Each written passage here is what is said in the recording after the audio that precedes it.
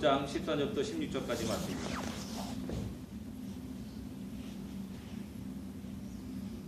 같이 읽겠습니다. 너희는 세상의 소금이니 소금이 만일 그 맛을 잃으면 무엇으로 짜게 하리요?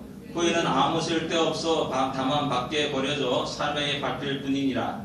너희는 세상의 빛이라. 산 위에 있는 동네가 숨겨지지 못할 것이요 사람이 등불 아래 켜서 달 아래 두지 아니하고 등경 위에 두나니 이러므로 집안 모든 사람에게 비치느니라. 이같이 너희 빛이 사람 앞에 비치게 하여 그들로 각기 너희의 착한 행실을 보고 하늘에 계신 너희 아버지께 영광을 돌리게 하라. 아멘. 우리가 너무 잘 알고 있는 말씀입니다. 작년에 우리 목사님이 설교하신 것 같아요. 약간 다른 관점에서 이런 말씀 드리려고 합니다. 이 말씀이 탈복 이후에 하신 말씀입니다. 그래서 너희는 세상의 소금이요 너희는 세상의 빛이라. 근데 5장 1절에 보면은 예수께서 무리를 보시고 산에 오르시고 그 다음에 제자들에게 나온지라 가르치되 말씀하시되 이렇게 하고 있습니다. 아마 무리들과 제자들이 있었던 것 같습니다. 근데 무리들이 어떤 무리들이냐? 그 4장 24절 25절을 보게 되면은 각종 병든 자들이 주님 앞에 모여들었습니다. 또 간질한 자, 중풍병자들, 귀신 들린 자들, 연약한 자들, 병든 자들, 가난한 자들이 주 앞에 모였다는 겁니다. 그런 자들은 대체로 자기 자신에 대해서 긍정적이지 않습니다. 대부분 부정적인 생각을 갖게 됩니다. 나는 할 수 없어. 난 아무 힘도 없어. 나는 권세도 없어. 내가 세상에서 무엇을 할 수 있을까? 이런 부정적인 생각이 그들을 지배할 때가 많습니다. 나는 뭐 있어도 그만, 없어도 그만한 존재이다. 라는 그런 생각도 하게 되고요. 이 땅에 사라져도 나에 대해서 관심을 가진 사람이 아무도 없다. 뭐 이런 식의 생각을 하게 됩니다. 근데 주님은 그런 자들을 향해서 말하기를 너희는 세상의 소금이다. 너희는 세상의 빛이라 라고 말씀하고 있다는 겁니다. 이 말씀을 통해서 우리는 제일 먼저 우리 자신을 바르게 할 필요가 있다는 사실을 깨달아야 됩니다. 아까 말했듯이 대부분이 가난하고 병든 자이기 때문에 자기 자신에게 부정적인 생각을 가득 차고 거기에 사로잡힌 그들을 향하여서 너희는 그런 사람들이 아니야. 너희는 쓸데없는 존재가 아니야. 있어도 그만 없어도 그런 존재가 아니라 너희는 세상의 소금이야. 너희는 세상의 빛이야 라고 말하고 있는 겁니다. 이 사실을 발견하고 아는 그 순간에 그 사람의 삶은 완전히 뒤바뀌어지게 되는 겁니다. 지금까지 가난하게 살았고 병들어서 찌들게 살았는데 자신을 향하여 주님이 세상의 소금이야 세상의 빛이라고 말하는 이 놀라운 이 말씀이 너무나 충격적이고 너무나 새롭다는 겁니다.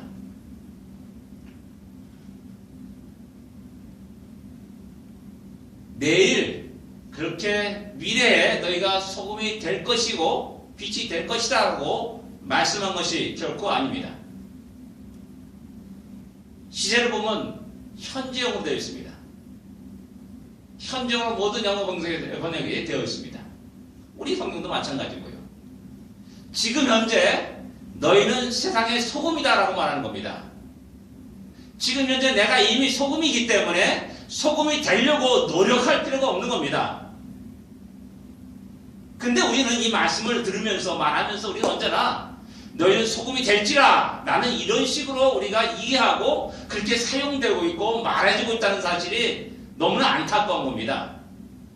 주님은 지금 현재 우리가 소금이고 빛이라고 말씀하시는데 우리는 언제나 내일 내가 소금이 될 것이고 내일 내가 빛이 될 것이다 라고 생각하고 주여 나를 빛이 되게 하소서 라는 그런 기도를 너무나 많이 하고 있는 겁니다. 너무나 어리석은 자들입니다. 너무나 안타까운 모습입니다. 야, 그런 기도 하지 마. 우리가 소금이 되게 하소서, 내 세상에 소금이 되게 하소서, 내 세상에 빛이 되게 하소서. 라는 그런 기도 하지 마. 너는 이미 소금이요, 너는 빛이라. 라고 주님은 말씀하고 있지 않습니까?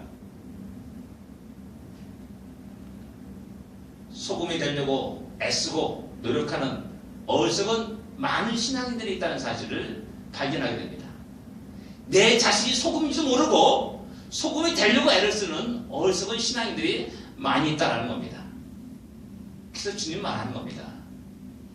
너 자신을 알라.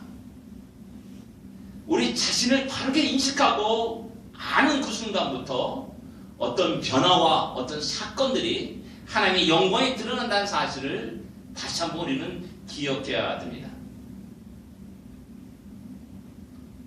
이런 모습은 우리 신앙생활에 너무 많이 일어나지 않습니까? 우리는 이미 구원받은 존재들입니다. 근데 우리는 구원받으려 애를 씁니다. 그런 사람들 향하여서 참 율법주의자다 라고 이렇게 이야기하고 말합니다. 우리가 이렇게 비난하면서 불구하고 여전히 우리는 아직 구원받았지 않은 것처럼 열심히 노력하고 애쓰는 그런 무의식적인 그런 신앙생활의 모습을 드러내고 합니다. 우리는 이미 하나님의 자녀입니다. 어느 정도 부인할 수 없습니다. 자녀가 되려고 애를 쓸 필요가 없습니다. 우리는 이미 하나님의 백성이고 하나님의 언약의 백성입니다. 성경은 그것을 우리에게 분명히 이야기하고 수없이 말씀하고 있습니다. 다시 어리석게도 내가 백성이 되려고 하는 방법이 무엇인가를 찾을 필요가 없다는 사실입니다. 언약의 백성이 되려고 애를 쓰고 노력할 필요가 없다는 사실을 우리는 기억해야 됩니다. 이런 우리 자신의 모습을 알지 못할 때 우리는 헛된 시간을 낭비하고 헛된 열정들을 엉뚱한 곳에 쏟아붓게 된다는 사실입니다. 이미 자녀가 되었습니다. 이미 우리는 소금입니다. 되려고 노력할 필요가 없습니다. 그리고 두 번째, 우리는 내가 소금을 증명하려고 애쓸 필요도 없습니다. 이게 뭐냐면은 지용이가 나가 살면서 내가 지용이 아버지다 라는 사실을 증명해 본 적이 한 번도 없습니다. 그렇잖아요? 지용이 아버지라고 증명해 본 적 있어요? 거기에 시간 낭비한 적 있어요? 참 어리석지 않습니까? 그것 참 값어치 없는 겁니다. 근데 사탄은요, 우리에게 야, 증명해보라 라고 속삭이면서 계속 우리에게 도전하는 겁니다. 그 시험이 어디서 나타나냐면은 예수님이 공생이 시작하기 전에 성령에 의해서 광야에서 40일 금식하고 나서 사탄에 의해서 시험받는 장면이 나타나는 겁니다. 그럼 세 가지 시험이라고 하는데, 그럼 두 가지가 뭐야? 같은 시험입니다. 내가 하나님의 아들이거든, 둘 다 동일하게 하나님의 아들이거든 돌이 떡덩이 되게 하라, 증명하라는 겁니다. 돌이 떡덩이에 대해서 너가 하나님의 아들임을 증명하라 라고 말씀합니다. 두 번째 시험은 네가 하나님의 아들이거든 성전부터 내려와라, 뛰어내려라. 그럼 누군가 너를 지켜줄 것이 있지 않냐? 그러면 말면 너가 하나님의 아들임을 갖다 증명한 것이다 라고 이야기하는 겁니다. 그 두 시험을 갖다가 주님은 물리치십니다. 거기서 주님이 증명했습니까? 당신이 하나님의 아들이심을 증명했습니까? 아닙니다. 근데 우리는 어저께도 그런 증명에, 사탄의 그 도전에, 그 유혹에 빠져가지고 같이 증명하려고 애를 씁니다. 증명하는 방법이 뭡니까? 착한 일을 많이 해야 되는 겁니다. 선한 일을 많이 해야 되는 겁니다. 구제를 많이 해야 되는 겁니다. 어쩌면 우리가 그런 유혹에 빠져가지고 많은 정열을 허비하고 있지 않나는 그런 생각을 하게 되는 겁니다. 우리는 이미 소금이요 빛입니다. 우리 자신의 그런 신분과 위치들을 바르게 인식하고 당당하게 살 필요가 있음을 우리는 기억해야 됩니다. 내 자신의 신분과 위치를 새로 인식할 때 그의 모든 삶은 새로워지게 되는 겁니다. 거짓 근성을 버리게 됩니다. 당당히 하나님의 자녀로서 당당하게 이 땅에서 살아갈 수가 있는 겁니다. 두 번째 우리가 생각할 수 있는 것은 뭐냐면은 너희 역할을 다 하고 있냐라는 겁니다. 너는 세상의 소금이요 빛이라고 말씀하고 있습니다. 그때 문제는 뭐냐? 이미 나는 소금이다 빛이라는 것을 알았습니다.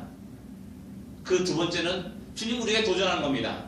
그러면 너는 소금으로서 그 역할을 다 하고 있는가? 빛으로서의 역할을 다 하고 있는가? 우리 문제는 여기 있는 겁니다. 내가 소금이냐 소금이 아니냐 이게 문제가 있는 게 아니라 두 번째 우리는 그 역할을 감당하고 있냐 역할을 다 하고 있냐 여기에 우리의 신앙의 문제가 있는 겁니다. 그래서 말씀하시기를 소금이 그 맛을 잃어버리면 어떻게 됩니까? 밖에 던져 벌필 뿐이다 라고 말씀하고 있는 겁니다. 소금 역할은 뭡니까? 짜게 하는 역할입니다. 그 짬으로 말미암아 변질을 방지합니다. 또 소금은 모든 음식물에 다 들어갑니다. 세상의 최고의 조미료가 뭡니까? 소금입니다. 소금 안 넣고 맛있는 조미료 막 집어넣으면 그 음식이 맛있습니까? 제가 좀 이게 찌개다 보니까는 벌써 비계를 터득하겠더라고요. 예. 우리 항상 요즘 고혈압이 항상 그 문제가 돼가지고 혈압을 낮추기 위해서는 뭐 저염식을 해야 됩니다. 뭐 소금 적게 먹어야 됩니다. 막 얘기를 합니다. 그래가지고 그 말대로 한번 먹어보십시오. 유엔이가 어디서 그 표준 권장량을 놓고 그걸 먹어보십시오. 하루도 못 먹을 겁니다. 맛이 없어가지고. 우리가 어느 의사도 그러더라고요. 그 말 따르지 말라고 하더라고요. 저염식 좋은 것 같은데 더 짜증스럽게 만듭니다. 더 스트레스가 나오게 만들고요. 그게 오히려 더 병이 되는 겁니다. 소금은 우리 입에 맛을 내게 합니다. 그래서 즐겁게 그 음식을 먹게 합니다. 마찬가지로 주님이 우리를 너희는 세상의 소금이라는 말 속에서는 우리가 있음으로 말미암아 세상이 변질되지 않냐고 썩지 않냐고 타락하지 않냐고 우리가 있음으로 말미암아 세상이 기쁨이 있고 웃음이 있고 소망이 있는 그러한 일들이 일어나야 된다는 것을 말씀하고 있는 것이죠. 세상은 우리가 알다시피 치열한 경쟁사입니다. 약육강식의 세계라고 말합니다. 그러기에 살벌합니다. 약한 자는 소망이 없습니다. 좌절과 절망이 일어납니다. 그럴 때 하나님이 우리 주님이 너희는 내가 세상에 놓은 소금이다 라고 말씀하면서 그런 자들에게 웃음이 있고 그런 자들에게 기쁨이 있고 그런 자들에게 감사가 있고 그런 자들의 입에서 노래가 흘러나올 수 있도록 할 것을 우리에게 이야기하고 있는 겁니다. 이 역할이 저와 여러분의 역할이요 우리 시온장로교의 역할임을 한시도 있으면 안 될 것입니다. 빛은 뭡니까? 이런 가장 중요한 것 어둠을 몰아냅니다. 어둠을 몰아내므로 말미암아 그 방 안에 있는 모든 것이 다 실체가 드러납니다. 어디 쓰레기 있는지 어디 휴지통에 있는지 어디 베개가 있는지 다 드러나는 것이죠. 여러분 빛이 없는 세계를 한번 경험한 적 있습니까? 저는 경험한 적 있습니다. 켄터키 하면 맘스 동굴이 있습니다. 거기 이제 그 히스토리 무슨 코스를 가게 되면은 중간에 가가지고 그 안내한 사람이 불을 전부 다 꺼버립니다. 내 눈앞에 손바닥 놓고 한번 봤어요. 내 손자도 안 보이더라고요. 빛이 하나도 없는 깜깜한 암흑의 세계가 어떤지를 그때 제가 처음으로 알았습니다. 근데 너희는 세상의 빛이다 라고 말하면서 우리를 하여금 빛의 역할을 감당하도록 합니다. 그 모든 물러갑니다. 그리고 모든 실체가 드러나게 됩니다. 잘생긴지 못생긴지 다 드러나게 됩니다. 가장했느냐 안 했는지 다 드러나게요. 이 안에 고추가 있는 정도지 다 드러나게 됩니다. 검은 옷인지 하얀 옷인지 다 드러나게 됩니다. 산과 바다, 강과 호수, 마을이 전부 다 드러납니다. 그런데 이것만이 아닙니다. 그 드러나는 곳 속에 길이 보입니다. 그 드러나는 곳에 생명의 길이 보입니다. 그 드러나는 곳에 구원의 길, 영생의 길이 쫙 펼쳐지게 됩니다. 너희는 세상의 빛이라는 그 말씀 속에 우리가 세상에 있으로 말미암아 우리를 통해서 모든 실체가 드러납니다. 연약함이 드러납니다. 죄악성이 드러납니다. 부족함, 연약함이 드러납니다. 다 모든 것이 드러나면서 모든 사람이 탄식합니다. 이제는 내가 어떻게 할꼬? 라는 그 탄식이 일어납니다. 그때 길을 보여주는 겁니다. 길을 제시하는 겁니다. 여기가 바로 그 길이다. 생명의 길이다. 구원의 길이다. 영생의 길이다. 라는 것을 보여주고 있는 겁니다. 그러기에 우리가 이 세상에 존재하는 그 모든 목적은 바로 그것을 제시하기 위함이라는 겁니다. 까막눈에 있는 사람, 소경이들이 막 달려가는데 바닷속 달려가는 겁니다. 절벽 달려갑니다. 안 돼! 멈춰라! 라고 말하면서 생명의 길은 거기이 아니라 이 길이다 라고 제시할 수 있는 교회와 우리 모든 성도가 되기를 원하시는 거라는 사실입니다. 이것이 하나님 우리 주님이 너희는 세상의 소금이요 너희는 세상의 빛이라는 그 의미입니다.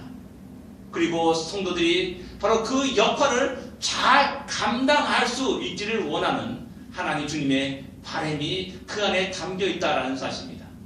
제자들에게 비록 앞에 있는 연약하고 부족하고 가난하고 또 찌드는 그리고 또한 병든 그 자들에게 이야기하는 겁니다.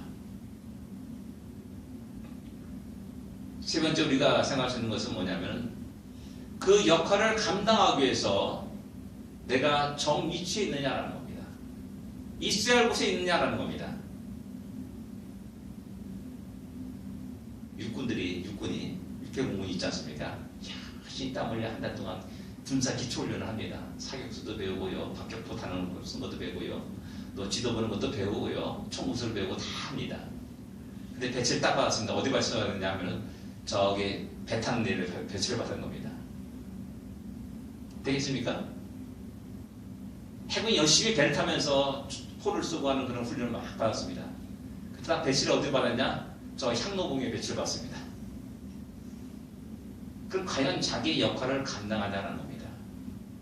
할 수가 없지 않습니까? 우리의 모든 모습들이 이런 모순된 속에서 살아갑니다. 하나님 영광을 드러내면서 그 역할을 잘 감당해야 되는데 정작 있어야 그곳에 있지 않는 겁니다. 엉뚱한 곳에서 시간 낭비하고 있는 겁니다.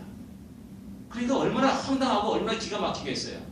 해군이 향로공에 앉아가지고 그 네모 시트를 갖고 경계 모처를 서보십시오. 얼마나 황당합니까? 정관대 육군이 경비함 타가지고 바다를 지키겠다고 하면 얼마나 황당합니까? 제 역할을 감당하지 못하지 않습니까? 그러기에 너희가 세상의 소금이냐 빛이냐? 너 역할을 잘 감당하기 위해서는 바로 정위치에 있어야 됨을 우리에게 이야기하고 있는 겁니다. 바른 위치. 세상의 소금이라 말합니다. 우리가 있어야 할 곳은 세상이다라는 겁니다. 여러분 우리가 잘 알듯이 세상이나 이 단어 속에서는 언제나 타락하고 죄 많은 세상, 어둠의 세상을 갖다가 우리 이야기합니다.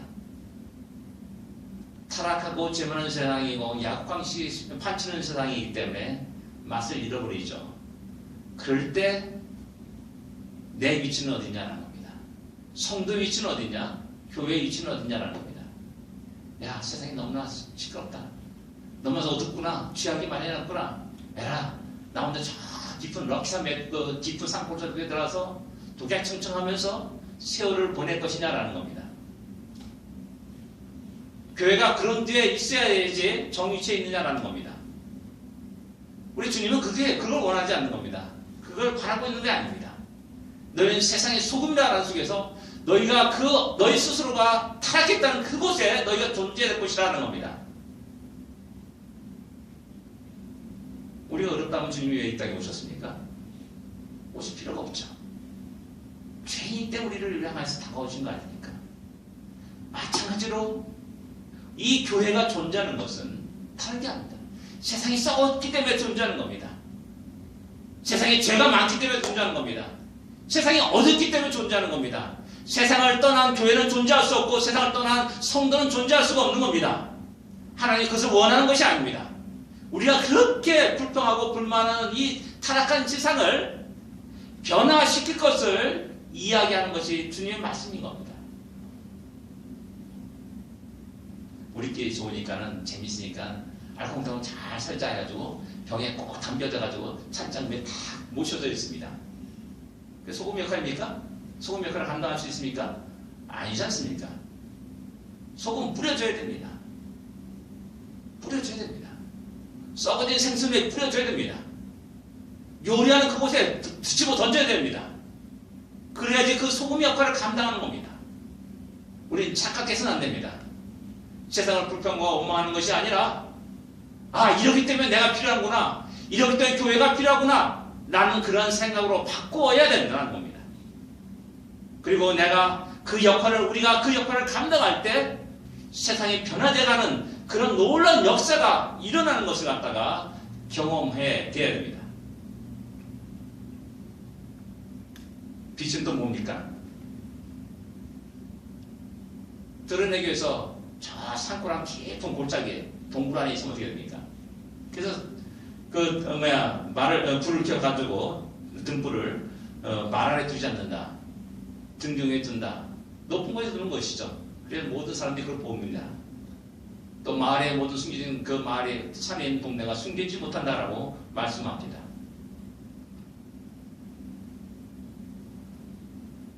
바다를 비추는 등대가 그냥 높은 곳에 있는 게 아니라 저 숲속에 있다면 어떻게 되겠습니까?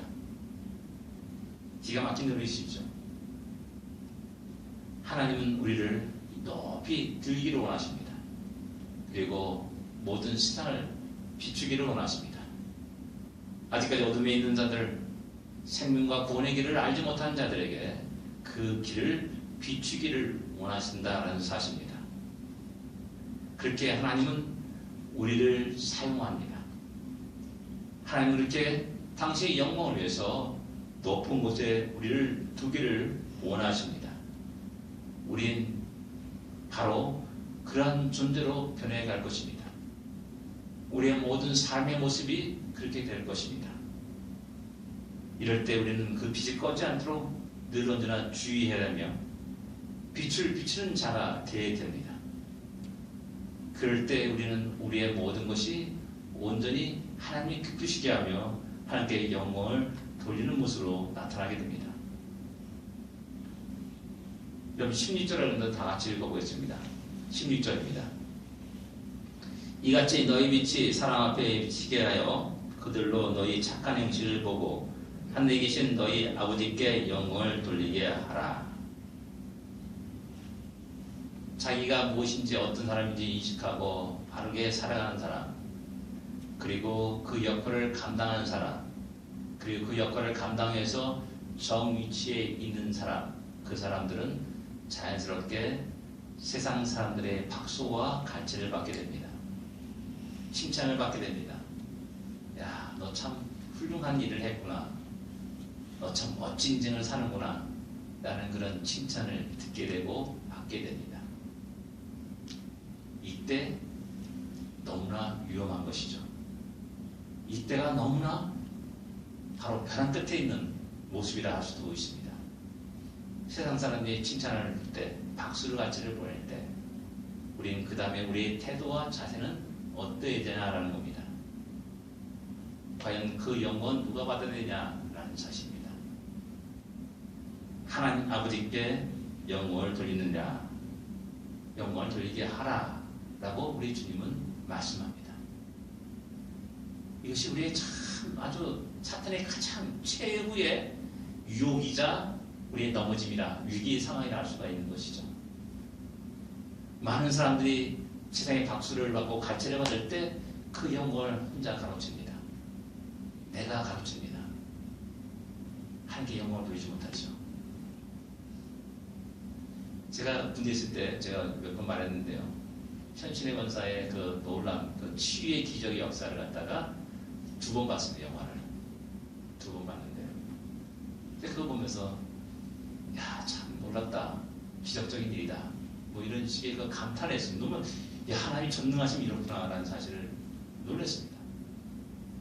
칼에 찔려가지고 거의 죽을 지경에 있는 사람, 그래서 거의 호수 꽂고 막 이러면서 배변 받아내고 이런 사람이, 그 사람이 또 보더니 호수 다 뽑아버려요. 그리고 안수해요. 그리고 쭉 배를 누르니까 그 구멍으로 그 고름 같은 게 훅 올라옵니다. 근데 그 사람이 죽었냐? 살았어요. 건강히 살았어요.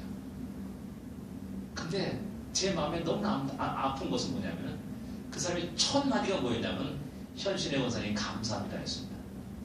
그게 그 기록용에 딱 나와요. 저에게는 그게 딱 들렸어요. 참고 이 귀도 참 아주 괴로워요. 어떤 때는 하나님 감사합니다가 아니라 현신의 권사님 감사합니다가 제일 먼저 일석터져났다는 겁니다. 그것과 우리 복음서의 관계를 복음서를 쭉 살펴보게 되면요, 많은 병자들이 병을 낳습니다. 근데 그 병자들이 병을 낳고 난 다음에 아이고 대두사도 감사합니다 그런 게 아니었어요. 바울사도 감사합니다 그런 게 아니었어요. 하나님께 영광을 돌리니라 라는 말이 꼭 그 다음에 나타나고 있다는 사실입니다. 우리 이 사실을 깜빡깜빡 잊어버리기 쉽다는 겁니다.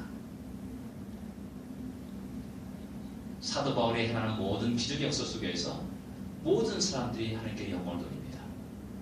베드로의 기적 역사 속에서도 역시 마찬가지로 똑같은 일들이 일어나고 있다는 겁니다.